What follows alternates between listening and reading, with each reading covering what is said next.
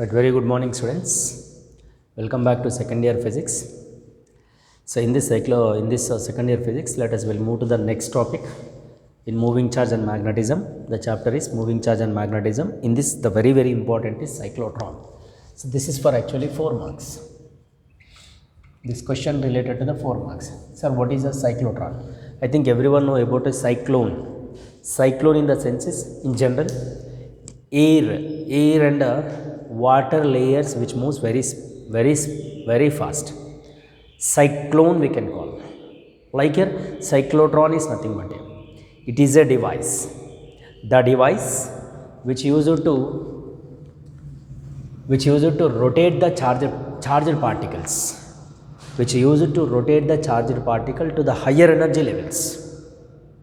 Cyclotron is a device, the device which used to accelerate the charged particles. Accelerate the charged particle to the higher energy levels. That means up to the higher energy level. Sir, which particle we can? Of course, we can accelerate the particles are one is we can say proton, deuteron, alpha particles, which are the charged particles. Sir, what about electron? Of course, electron also we can accelerate, but it is not up to the high level energies. Certain levels we can accelerate. Whereas the proton, deuteron and alpha particles we can accelerate to the higher energy levels. And whereas neutron, what about neutron? Neutron cannot be accelerated to the higher energy levels.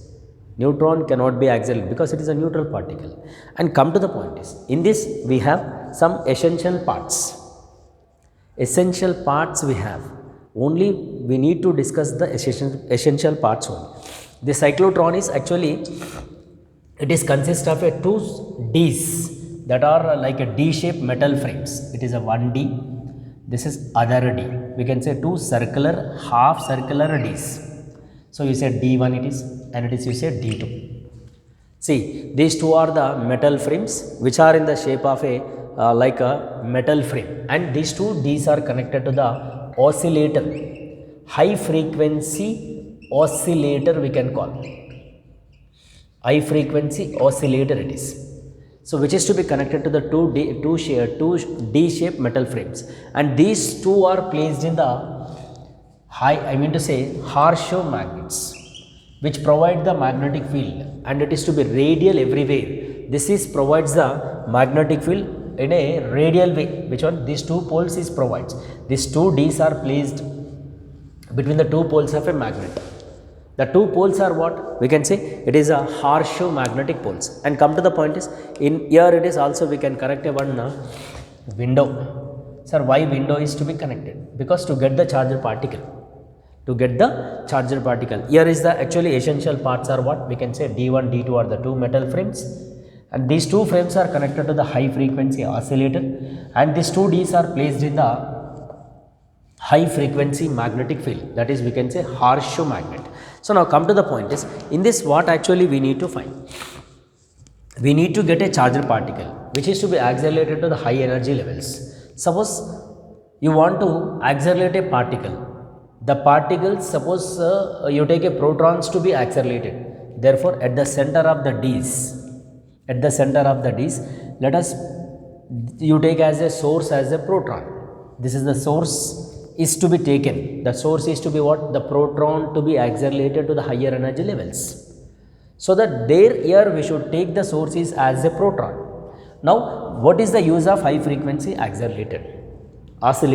This high frequency oscillator is alternatively it provides positive, negative like this. Say it is positive, negative, positive, which provides this. Because this is we can call alternate currents.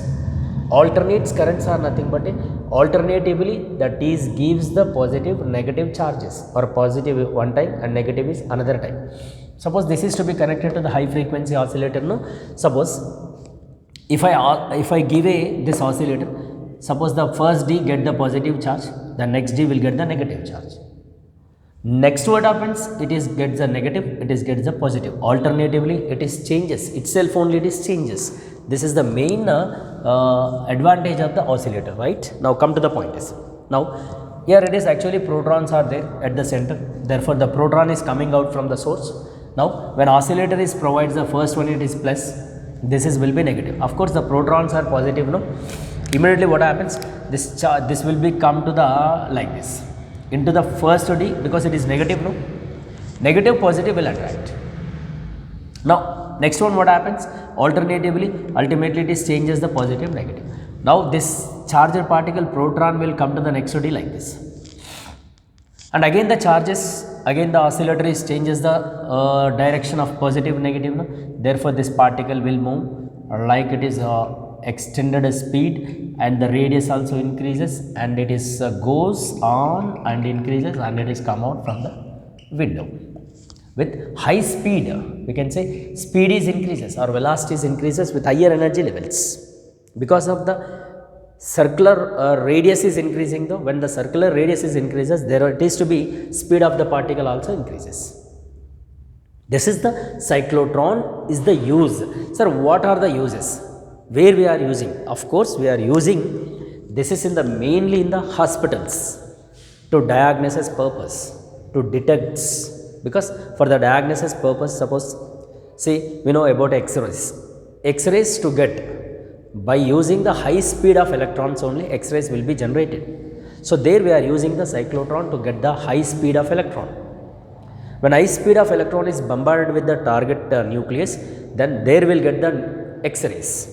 So to get the X-rays, there actually we require a fast moving electron. So there will be cyclotron is required to get the fast moving electron, because it is to be accelerated continuously like this. The speed is increases and it reaches to higher energy level, therefore that electron will come out from the window.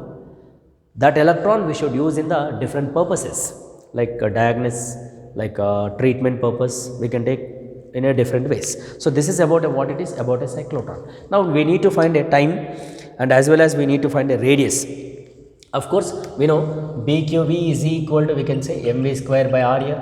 Then radius is equal to, we can say, mv by bq. It is the radius of the circular path which the electron is accelerating, or which the proton is accelerating in the given cyclotron. Now we need to find a time, right? Here first of all I want to say for 1D, for 1D I am telling, that is 1D, it is half of the circle, no? So time is equal to distance by speed. So distance is nothing but a semicircular circumference. Circumference is nothing but a pi r. So that is pi r by v for only 1D. But the particle is accelerating in the both the D's, no? Then you get a total time. The total time will be 2t. Then you say capital D is equal to, it is 2 pi r by v. This is the time period. But we know velocity from here, or even a r also we can write here from pi into p into, we can say, mv by bq. Then vv cancel, time period is 2 pi by m into bq. Of course all are same. In the previous question also, once you check, the time period is same, as well as in the previous class also you see the same time period. It is a time taken is completed is same, magar the experiments are different. Experiments are different. Suppose he is asking frequency. Of course you take a frequency is equal to 1 by time period, then 1 by 2 pi by m into bq. Therefore n is equal to bq by 2 pi m. This is the way it is about a cyclotron, and the main features are like this. Essential parts only we are looking here, not in complete detail, not in detail. It is only essential parts. What are essential parts? 2 half Ds which are metal frames, and here one high frequency oscillator, and this system is placed in the Harshov magnet, because Harshov magnet is provides the radial magnetic field. And here at the center of the D there is a source. The source is provides the particle which is to be accelerated. So suppose I want to accelerate a proton, therefore the proton source is placed, therefore the charged particle is which is to be accelerated like this and like this, and it is increases and it is come out. Radius and the time taken to complete in a 1D, time taken to complete in a 2Ds, and the time period is equal to 2 pi by m into pq, and the frequency will be like this. It is about a cyclotron, and it is for 4 marks, which is very very important, and you read it today only, because from this chapter we will get the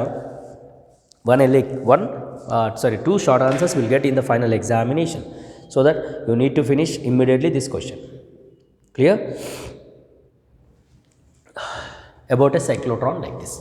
Now let us, we'll move to the next question.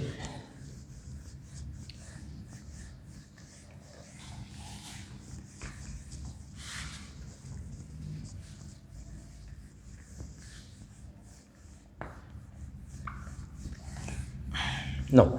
See, Fleming's left hand rule, already we know. There are two uses. One use is force acting on the charge moving through the uniform magnetic field. It is over. One use is completed. Let us will move to the second use. When the current carrying conductor which is placed in the uniform magnetic field. Force acting on the current carrying a conductor. We need to find force acting on current carrying conductor placed in uniform magnetic field, right? See, current carrying conductor which is placed in the uniform magnetic field, which we need to find a force acting on a current carrying a conductor.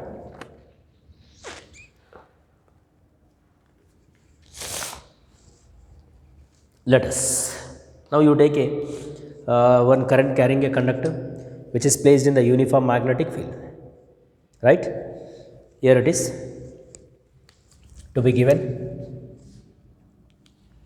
There will be a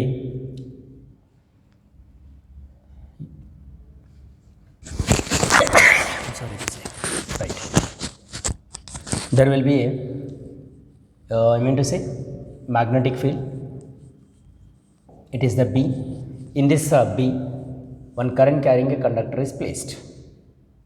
Conductor of length is L, and there is a current is entering and current is moving from top to bottom. Now it is placed in the uniform magnetic field. No? Now we need to find a force acting on the current carrying a conductor. Force acting on the current carrying conductor which is placed in the uniform magnetic field. So which is, of course, it is perpendicular to the uniform magnetic field. And you say it is perpendicular, or some you say it is a only force acting on the current carrying conductor. No, you say actually it is a charge is moving. No, there is a charge is moving. Therefore, through the conductor, no, according to the charge moving, F is equal to QVB sin theta. This is the charge is moving through the uniform magnetic field. Of course, in a conductor also charge is moving only. No, we can take that formula. Of course, here Q is nothing but we can say I into T. Velocity is nothing but the length of the conductor by time. Very simple derivation, and it is for 4 marks question again. See, conductor is placed in the uniform magnetic field, and here conductor is carrying a current. That's what we can say CCC. We know force acting on the charge is QVB sin theta. Now let us write here. Q will be I into T, V will be L by T into B sin theta, right? You cancel T, then F is equal to ILB sin theta. See, force acting on the current carrying conductor, that is F is equal to BIL sin theta. This is the force acting on the current carrying a conductor which is placed in the uniform magnetic field. See, force acting on the current carrying a conductor which is placed in the uniform magnetic field is F is equal to BIL sin theta. Suppose there are some cases are there on the basis of this, if theta is equal to you say 0, which is parallel to the uniform magnetic field. Suppose the current carrying conductor which is held in the parallel like this. Sir, what will happen? Is there any force act? Look at sin 0, 0. Of course, the force is minimum. That's what here. If it is parallel, there will be a force is how much? There it is to be minimum force, or we can say 0. And suppose theta is 90 you take, which is perpendicular to the uniform magnetic field. You say like this, current carrying a conductor is to be held in the like this.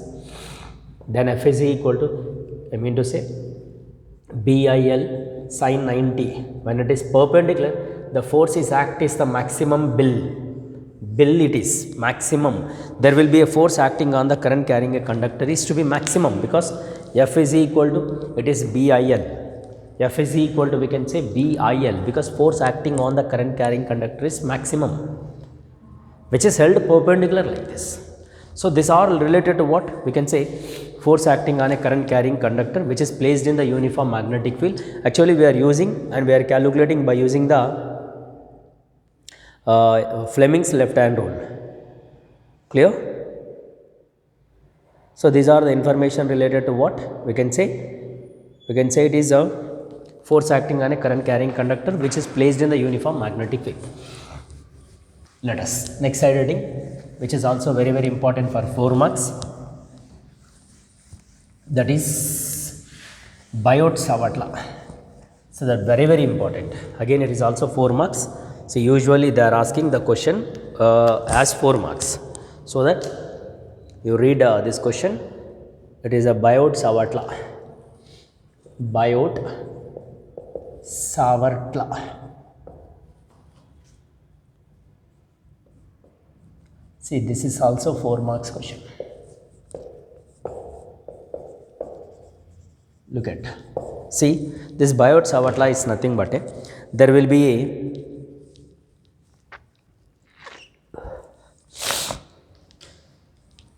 here, according to the Biot-Savartla, it is the, we can say, it is a relation between B and I, because we are now finding relation between B and I.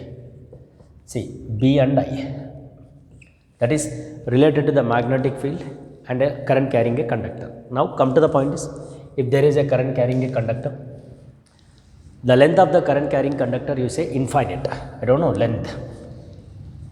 Current is entering from bottom to top, that we can say outward direction. Or you remember, the direction of current is outward. Of course, when it is outward, there will be a field is produced as the dot. Dot in the sense is it is out of the plane of a paper. This we should remember. Now, due to a current carrying conductor, there will be a field is produces, right, around the current carrying conductor according to the Ampere right hand thumb rule, because the direction of current is outward and the magnetic field is which is in the anti-clockwise direction, because it is out of the plane of a paper, and the length of the conductor is infinite, and the field is produces around the current carrying conductor. So that here we cannot get by using the infinite length, no? So that this total length of the rod or total length of the wire, you divide as small strips, like one strip, you take one more strip like that. So for a small strip length is, you say DL. See, due to this DL, there will be a magnetic field induction at a point P, because we are observing from the center of the small length of a conductor at a point P, we are observing the magnetic induction. Because due to small length, it is produces only magnetic induction is only small, not total length, no? We are taking only small length. So at this point, the magnetic induction only dB. Now this dB is produces at a point P or at a point of observation from the center of the conductor. So dB is depends on first one, current, of course. If there is no current, is there any dB? Is there any magnetic induction? No. And here it is dB is also depend on length of the conductor. If there is no conductor, is there any magnetic field? No. Or like it is also depend on distance between the point of observation to center of the conductor. As well also it is depends on angle between the point of observation to the center of the conductor. Therefore, according to the Biot-Savartla, dB is directly proportional to length of the current carrying a conductor, and also dB is directly proportional to length of the conductor, which is depends of the length of the conductor, and dB also depends on square of the distance, and it is dB also directly proportional to angle between the center of the conductor to point of observation. That angle must be sine of the angle. Left side you look at dB. Therefore, dB directly proportional to IDL sine theta by r square. See here, there will be a proportionality is there, no? Now let us you write a constant. That constant is, we can say, mu naught by 4 pi. This is the mu naught, we can say, IDL sine theta by r square. This is the magnetic induction produced by the small strip. The length of the conductor is DL. At a distance is r, that is dB is equal to mu naught by 4 pi into IDL sine theta by r square. Sir, what is mu naught? Of course, mu naught is nothing but you write as the permittivity. Sir, what is permittivity? Permittivity is nothing but it is defined as the medium which allows the magnetic lines of forces. So the medium which allows the lines, which lines? Magnetic lines. Suppose you take a rod. Yes, of course, a rod is allows the magnetic lines. So that we can call permittivity. Suppose you take a wood. Is it ODs allows the magnetic lines? No. So we cannot say permittivity. Permittivity is nothing but the substance which allows the magnetic lines of forces, or the lines of force which passes through the medium. In a air, of course, air is magnetic lines of forces can passes. So that we can call permittivity. And here this value is 4 pi into 10 power minus 7 Henry per meter. This is the mu naught is equal to 4 pi into 10 power minus 7 Henry per meter. That is the magnetic permittivity unit, Henry per meter, capital H by meter, Henry per meter. Now let us, in this, dB is equal to what it is? Only for due to a small length of the conductor, right? Now we need to write, we can also write like this, dB is equal to mu naught by 4 pi into IdL cross R by R cube, shall I? Because L cross R is nothing but we can also write a DLR sin theta, no? Again R cancel, we will get the same. So that here we can also same it is, nothing will happen, DL cross R. So dB is equal to mu naught by 4 pi into IdL, R is cancelled, then for R square it is, due to a small length of the conductor. Small length of the conductor, it is the Biot-Savart for 4 marks. Sir, what we can write? Simple. Here the statement and the diagram, this expressions, if you write, it is over. The statement is nothing but the magnetic induction is directly proportional to current carrying a conductor, and also directly proportional to length of the conductor, and also inversely proportional to square of the distance, inversely proportional to square of the distance between the point of observation to center of the conductor, and also directly proportional to sine of the angle between the center of the conductor to point of observation. Let us all directly proportional IdL sin theta by R square. Therefore, there is a proportionality is removed, mu naught by 4 pi. Of course, mu naught is nothing but a permittivity. Its value is 4 pi into 10 power minus 7, and dB is equal to mu naught by 4 pi IdL by IdL cross R. RR is cancelled, therefore dB is equal to mu naught by 4 pi into IdL by R square. Suppose I want to say total length of the conductor. Now you apply integration method. So here only length of the conductor only changes, no? Remaining you all take out from the integration. Only length will changes, no? Remaining everything is same. So you no need to take for all integrations, right? Just you take only for the length of the conductor only, because the length of the conductor only changes. So that's what you say integral dl. It is depend on the length. Sometimes he may give you circular coils. Circular coil length you take. It is depend on the length, no? So this is about a Biot-Savart law, which is very very important for 4 marks, right? Permittivity is nothing but the medium which allows the magnetic lines of forces. The substance which allows the magnetic lines of forces, which we can call medium permittivity. Mu naught is nothing but a free space. Of course, sometimes we also take a other mediums mu. Air medium is nothing but a relative permittivity is equal to 1. For air, if I take relative permittivity mu r, we can say that is relative permittivity is equal to 1 for air. So it is depends on the problems we can take, right? So like this, it is about a Biot-Savart law, and on this basis Biot-Savart law, again we have some cases on the basis of Biot-Savart law. Clear, no? Once you go through this derivation from our material, and we'll continue the cases which are there, then we'll see in the next class. Thank you very much. We'll see in the next class. Thank you.